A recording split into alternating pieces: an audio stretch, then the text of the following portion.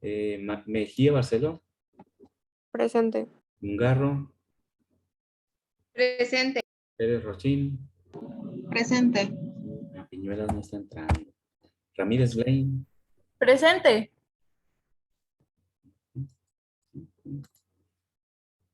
Rascón,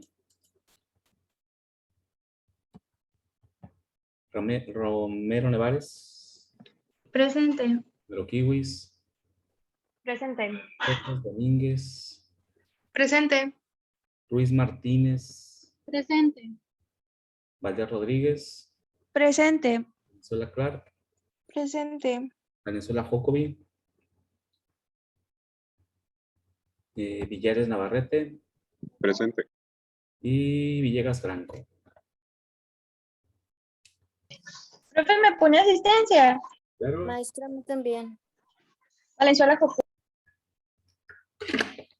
Y Cueto. Venezuela Jocobi y Cueto. Profe, Estrada y Elizalde también le pusieron en el chat. Estrada y Elizalde y Cueto. La escuché. Ok. Parece que estamos todos.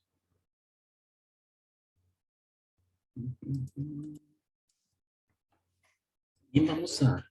Bueno, voy a poner la cámara, porque si no me siento como locutor, ¿verdad? Bien, vamos a pasar a lo que es la presión o las fuerzas que actúan sobre una placa sumergida en un fluido. Vamos a trabajar únicamente con superficies planas. Y para iniciar, pues vamos a empezar con el contexto de lo que es las fuerzas que actúan sobre una superficie cuando la sumergimos en el agua. Y recuerden que pues actúan las fuerzas de flotación de acuerdo al principio de Arquímedes, ¿no? Cualquier objeto que queremos sumergir en un fluido, tenemos una fuerza que actúa en sentido contrario al peso o la fuerza que estamos ejerciendo para sumergirlo, que es igual al volumen del fluido desplazado por el objeto. La fuerza que ejerce ese líquido, ¿no? Que en este caso, pues es el agua, ¿no? Aunque puede ser cualquier líquido.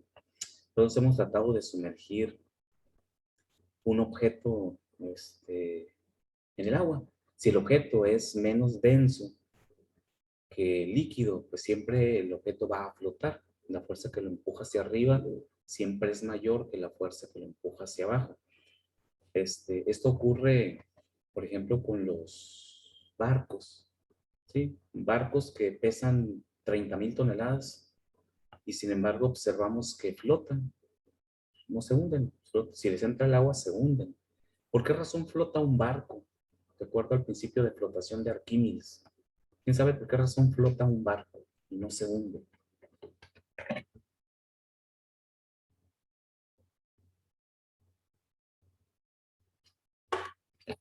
¿Nadie sabe por qué flota un barco y no se hunde?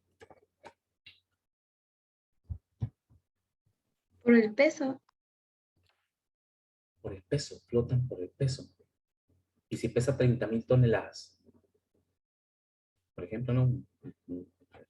Un portaaviones, un barco grande, y más esos barcos que vemos que transportan un montón de contenedores, que son unos grandes barcazas, ¿no? Y que llevan miles de contenedores de esos de los que acarrean los tractocamiones, esas cajas. Y traen miles de toneladas encima y no se hunden, ¿ah? A pesar del peso tan enorme. No se hunden porque no es lo mismo peso, la masa, que el volumen del barco. El barco pesa 30,000 toneladas, pero ocupa un volumen muy grande.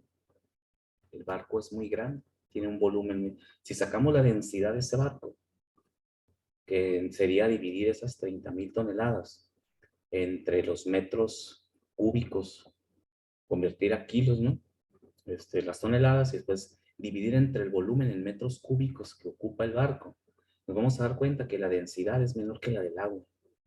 La densidad, no sé, no por dar un número, es 0.9 kilogramos por litro. o 900 kilogramos por metro cúbico. ¿Sí?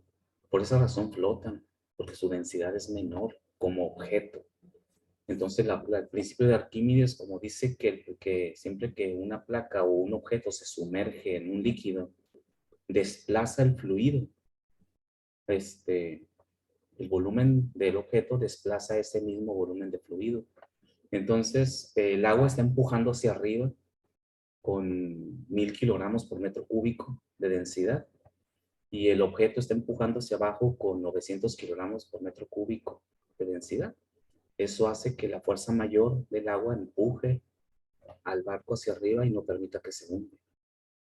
Si le entra agua, y le entra un poco de agua, va a cambiar la densidad del barco.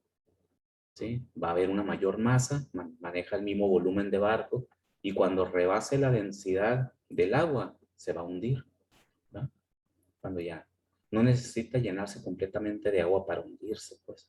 Con un poco más de agua que le entre y rebase la densidad, sumamos esos kilos al peso del barco y lo dividimos entre el mismo volumen y nos da 1 punto y feriecita, el barco se va a ir a fondo, aunque todavía tenga aire en su interior, ¿no? Ese aire ya no le sirve de nada, ¿no? Porque rebasa la densidad.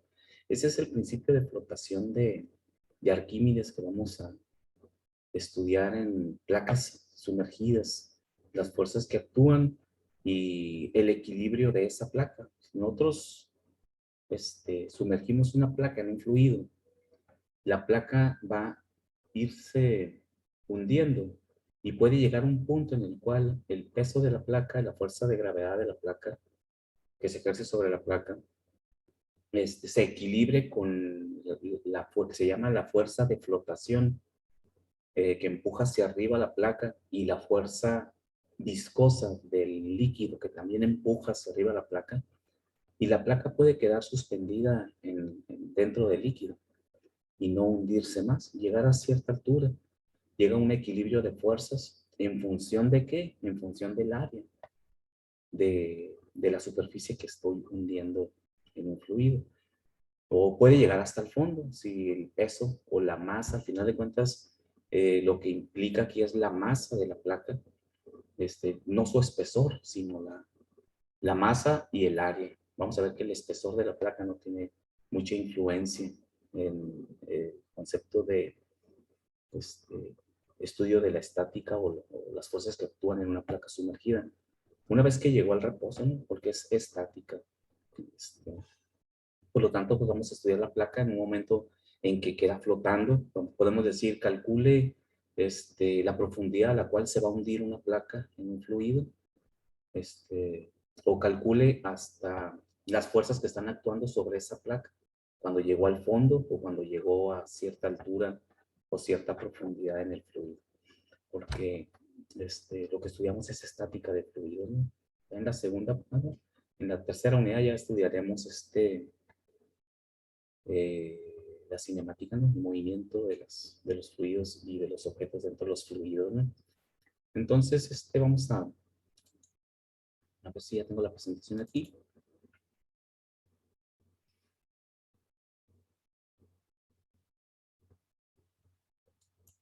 Muy bien, ¿dónde tenemos la utilidad de lo que estamos estudiando? Van a decir, bueno, ¿y qué rollo? O sea, ¿dónde lo aplicamos? ¿O qué show? ¿O qué? Cuando estudiamos una placa que está afectada por un fluido, no significa que la placa está siempre horizontal. Hacemos el análisis con una placa que tenga un cierto ángulo de inclinación para ver cómo actúan las fuerzas con respecto de la inclinación de la placa. Pero esa placa puede estar inclinada o puede estar completamente vertical. Y ahí es donde entra la utilidad de esta parte del estudio para encontrar las fuerzas que están actuando, por ejemplo, sobre las paredes de un recipiente. Y aunque sabemos que la fuerza o la presión de un líquido es en forma normal hacia abajo, también se está ejerciendo una presión o una fuerza contra las paredes del tanque, que no hemos considerado hasta ahorita, ¿verdad? hasta ahorita cuando hicimos los cálculos de presión en la parte anterior, que resolvimos muchos ejemplos, y decíamos, calcule la presión a la altura en la superficie, calcule la presión en este punto a media altura del tanque, o calcule la presión en el fondo, la presión manométrica en el fondo del líquido. Y siempre hemos aplicado el concepto de presión manométrica de ρGH, pero la pregunta aquí es, ¿y las fuerzas que están actuando sobre la pared o sobre las placas del cilindro? Que eso significa, pudiéramos decir, eso significa que puedo agarrar un recipiente de papel, ¿no?, de cartón, y llenarlo de agua, 3, 4, 5 metros cúbicos de agua, y no se debe de reventar porque la presión se ejerce en forma normal hacia abajo. Entonces el peso y la carga se está efectuando sobre el piso del recipiente, y el piso está sobre el suelo, entonces ahí no le pasa nada. No, ¿verdad? Si hacemos ese experimento, vamos a ver que se nos revienta el tanque, ¿no? Echamos los metros cúbicos de agua y ¡pum!, se va a reventar. Ah, entonces decimos, ¿qué pasó aquí, no? Que no, la presión actúa en forma vertical, normal. Sí, pero esa es una carga puntual en forma de columna que estamos analizando como presión. La presión siempre la medimos como una columna de fluido que ejerce su peso, ejerce su masa gravitacional sobre una determinada superficie horizontal perpendicular a esa columna de fluido. Eso es correcto. Es la presión que está allí en el tanque, en el fondo, o a diferentes alturas. Ahora, en esta parte del estudio de presión y de estática de un fluido, pues vamos a estudiar esas fuerzas que se ejercen en forma horizontal con respecto de la altura también. A mayor altura o más profundidad, vamos a tener una mayor carga sobre las paredes. Un esfuerzo horizontal que también actúa contra la presión atmosférica. Vamos a ver, también actúa porque también por fuera del cilindro también tenemos la atmósfera. Y si estamos diciendo que un fluido almacenado en un tanque de cartón se nos va a reventar, aunque sabemos que la presión actúa en forma vertical, vemos que también tiene una fuerza lateral. La atmósfera que está fuera del tanque también es otro fluido, como si tuviéramos un tanque adentro de otro tanque. Y ese fluido que está por fuera, la presión atmosférica, también actúa en forma lateral. Estamos diciendo que el líquido hace eso, el aire también debe de hacerlo. También la atmósfera, aunque sabemos que está arriba, como una columna de aire que está presionando al fluido, también la columna de aire que está por fuera, que está ejerciendo una presión hacia adentro. Entonces vamos a considerar esas nuevas fuerzas en el estudio de la estática de un fluido. ¿Para poder qué? Pues para poder dimensionar recipientes, tanques, paredes, una piscina, una alberca, cualquier contenedor de agua, poder diseñarlo y poder saber qué características debe de tener en su estructura para soportar cierta presión que se efectúa o actúa en forma horizontal y no solamente en forma vertical, ¿no? Vamos a ver, pues eso se denomina principio de Pascal, ¿no? Principio de Pascal. Pues a eso vamos, ¿no? Por esa razón decíamos,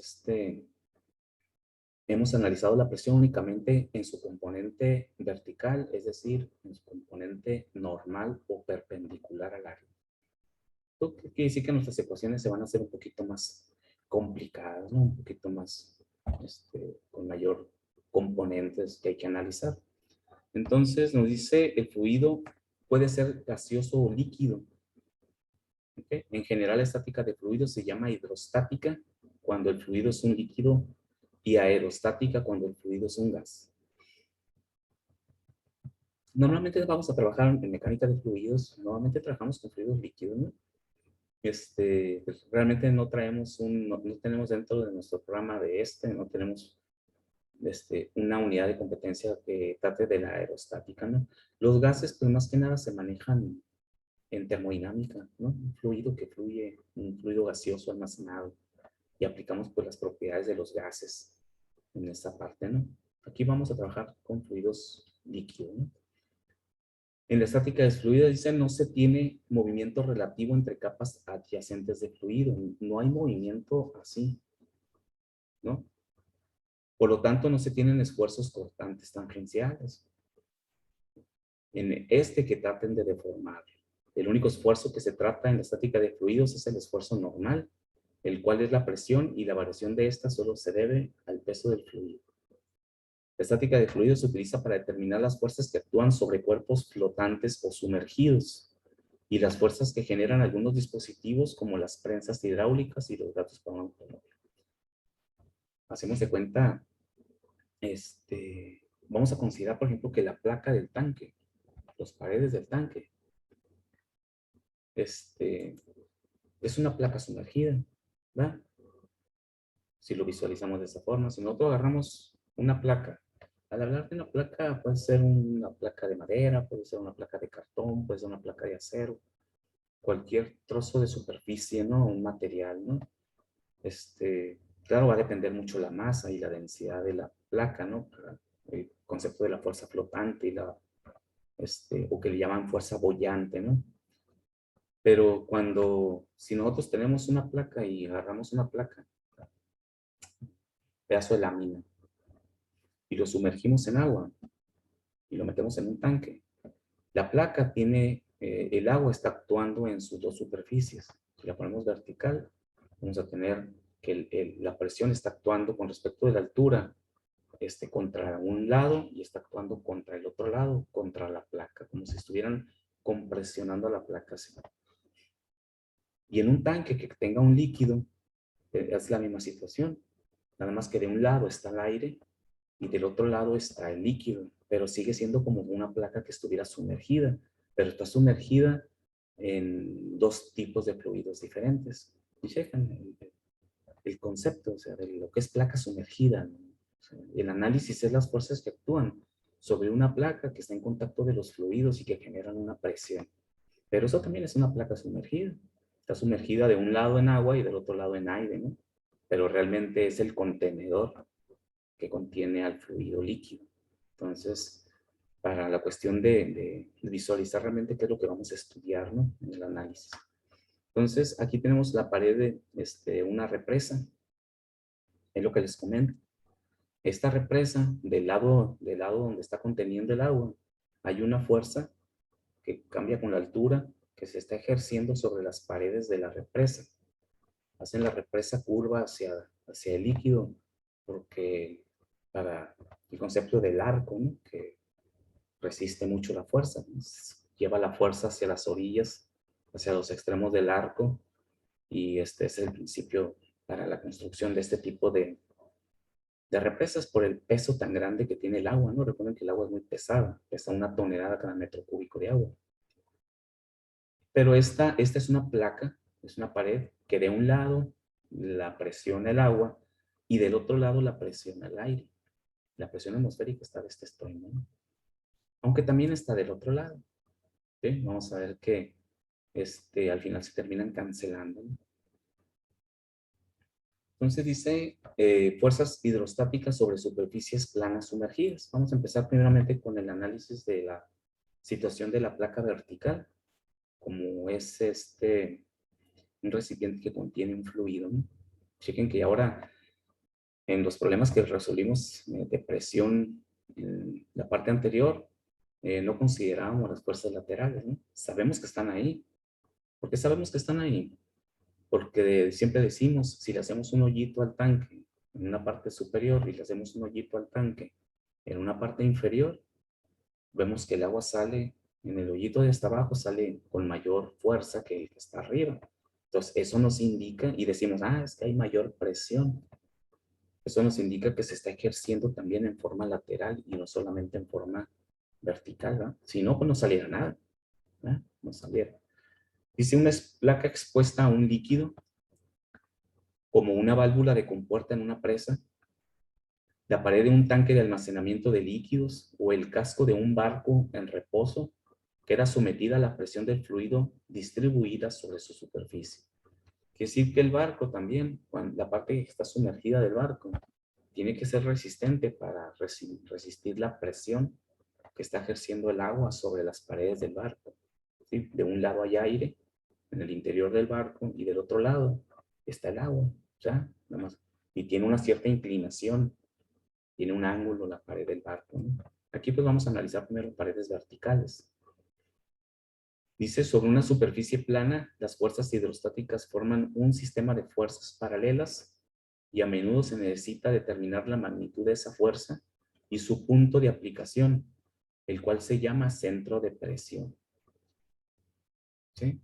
Entonces, significa, por ejemplo, cuando por un accidente y un vehículo queda sumergido en el agua y llevaba los vidrios arriba. O sea, no le entró agua al interior, pues queda con aire en su interior. El agua está ejerciendo una fuerza sobre el vehículo. Y de acuerdo a los cálculos que vamos a hacer aquí, vamos a hacer algunos cálculos de ejemplos de ese tipo.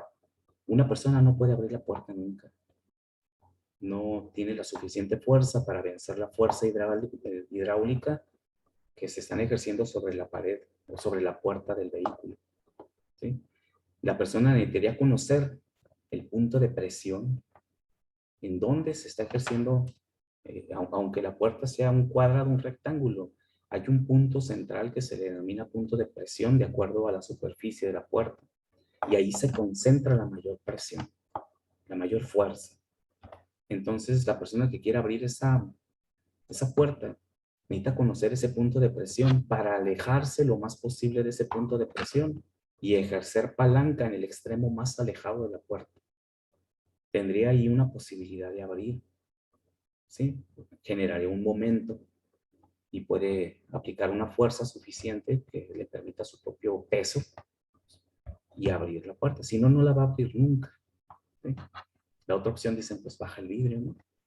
Porque cuando bajas el vidrio se equilibran las presiones y entra el agua al interior del vehículo y va a ejercer la misma presión que está ejerciendo el agua externa y nada más agarra suficiente aire, ¿no? Para que se llene el vehículo de agua y ya puedas abrir la puerta con toda facilidad porque ya se equilibran las presiones, la presión interna y la presión externa. Es decir, la masa de agua que entró te va a ayudar a abrir la puerta, ¿no? Tú ya nomás vas a ejercer una pequeña fuerza, ¿sí? Entonces, así actúa. Por eso siempre el primer punto que estamos aquí definiendo novedoso es el llamado centro de presión. Y el centro de presión luego no es tan fácil de determinar. ¿Por qué? Porque depende de la geometría, de la figura, la forma de la placa. ¿Okay? Sabemos que si es una figura regular, un cuadrado, que tenga lado por lado por lado, todos los lados son iguales, ahí no tenemos mucho problema, ¿no? Sabemos que el centro de presión está en el puro centro, ¿no? Porque es una figura geométricamente homogénea, ¿no? Pero cuando no lo es así y cuando ya la superficie es curva, se complica encontrar el centro de presión. De hecho, hay ecuaciones, ¿no? Vamos a ver, fórmulas. Dependiendo del tipo de superficie, hay una ecuación para encontrar el centro de presión. O una fórmula, ¿no? Ya definida, ¿no? Nada más hay que tenerla a la mano. En la mayoría de los casos, dice, el otro lado de la placa está abierta a la atmósfera, como el lado seco de una compuerta y donde la presión atmosférica actúa sobre los dos lados de la placa y conduce a una resultante igual a cero. ¿Sí? Vamos a ver cuando las presiones atmosféricas actúan sobre una placa son iguales a cero y cuando no. En estos casos dice conviene restar la presión atmosférica y trabajar solo con la presión manométrica. Pues claro, no trabajamos con presiones absolutas cuando se cancelan las presiones atmosféricas. Únicamente queda la carga hidráulica, ¿no? Por ejemplo, dice el cambio de presión o la presión manométrica ρGH en el fondo de un lago. ¿Sí? Ahí calculamos simplemente la presión manométrica. Y si queremos la presión absoluta, tenemos que sumarle la atmósfera. Pero como es el fondo del lago, pues no hay ningún problema ahí, ¿sí? Pero ahora si el lago tiene lados, ahí sí tenemos que analizar si está actuando la presión atmosférica o no, ¿verdad? Pues aquí tenemos un diagrama, el primer diagramita. Vamos a ver algunos, ¿no? Ya más complicados. Vamos a empezar con este más simple, con una placa vertical. Y tenemos esta pared Y aquí está el concepto de por qué la cancelación de la presión atmosférica. Es decir, no tiene sentido el concepto de presión absoluta, únicamente el concepto de presión manométrica. Este es el líquido. Sabemos que con respecto de la altura hay un gradiente de presión, es decir, un gradiente de fuerza sobre las paredes del tanque. Por esa razón, si le hacemos un hoyito aquí, el agua sale más lejos. Si le hacemos un hoyito aquí, el agua sale ahí en corto. Porque aquí podemos observar el tamaño de la flecha, me indica pues la magnitud de la fuerza, ¿no?, que se ejerce sobre el fondo. De este lado tenemos aire, tenemos la presión atmosférica. Y vamos a entender que esta longitud de esta flechita representa una atmósfera, simplemente. Quiere decir que la presión atmosférica en todo lo alto de la placa o de la pared de ese tanque o lo que sea, es la misma. En cualquier punto es la misma presión atmosférica. En el interior del tanque, sabemos bien que hay una presión absoluta. La presión ρGH, que es la carga hidráulica, más la presión atmosférica. Este gradiente representa la presión manométrica, la carga hidráulica, este triángulo que está aquí. Y toda esta columna con las flechitas del mismo tamaño es la presión atmosférica. Simplemente está graficado, pues. Toda la carga hidráulica, toda la fuerza, es la suma de este triángulo, que es la carga hidráulica, ρGH, y esta columna, que es la presión atmosférica. Al igual que afuera, adentro del tanque, la presión atmosférica es la misma en cualquier punto. ¿Sí? Lo hemos demostrado eso, ¿no? Cuando decimos calcula la presión absoluta a la mitad del tanque, decimos ρGH y calculamos la carga hidráulica con la altura de la mitad del tanque y le sumamos la presión atmosférica. Y luego decimos, ahora calcula la presión absoluta en el fondo del tanque. Decimos ρGH con la altura nueva en el fondo del tanque y le sumamos la presión atmosférica. ¿Por qué no decimos, ahora hay que sumarle la mitad de la presión atmosférica aquí? Porque es la... No. Siempre le sumamos la presión atmosférica, independientemente de la altura o la profundidad a la cual estoy midiendo la presión, porque la presión atmosférica siempre es la misma a cualquier altura. La presión manométrica no, esa sí cambia, ¿no? Por lo tanto, vemos que tenemos una columna de presión atmosférica adentro y tenemos una columna de presión atmosférica afuera, las cuales son igualitas, son idénticas. Lo cual significa que si esta actúa en este sentido, negativo si queremos, y esta actúa en el sentido positivo, se cancelan las dos. Menos una atmósfera más una atmósfera se cancelan. Por lo tanto, vamos a considerar únicamente la presión manométrica para este tipo de estudios. No vamos a considerar la presión atmosférica. Es más conveniente cancelarlo porque nos simplifica mucho las ecuaciones para resolver este tipo de problemas, ¿no? Ahora, ¿cuándo no cancelamos la presión atmosférica? Pues es muy simple. Si esta pared está recargada sobre una montaña o sobre una ladera o sobre un cerro, o es una pila que está enterrada en el suelo, una pila que hicieron un hoyo y enterraron el tambo, o hicieron una pila ahí de ladrillos y la sepultaron. Si hacemos el estudio ahí, nos vamos a dar cuenta de que no podemos cancelar la presión atmosférica, porque del lado del terreno acá no está la atmósfera, está la tierra, ¿no? Entonces, dependiendo de cómo está ubicado mi sistema, mi pared que voy a hacer el estudio, es tengo la posibilidad de cancelar o no cancelar la presión atmosférica, ¿ok? Pero si está en los dos lados, sí la podemos cancelar. Bueno, ¿alguna pregunta, jóvenes? Ya continuamos la próxima clase para agarrarnos bien con este diagrama. Lo vamos a hacer en el pizarrón para irlo estructurando y que se entienda un poquito más todo lo que está actuando aquí sobre una placa sumergida. Ya no la vamos a tener en forma vertical.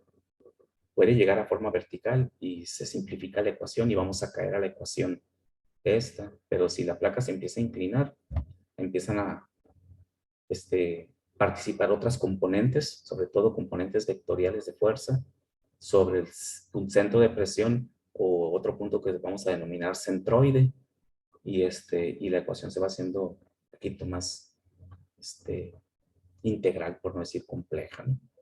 Entonces, continuaríamos con esto la próxima clase. ¿Sale?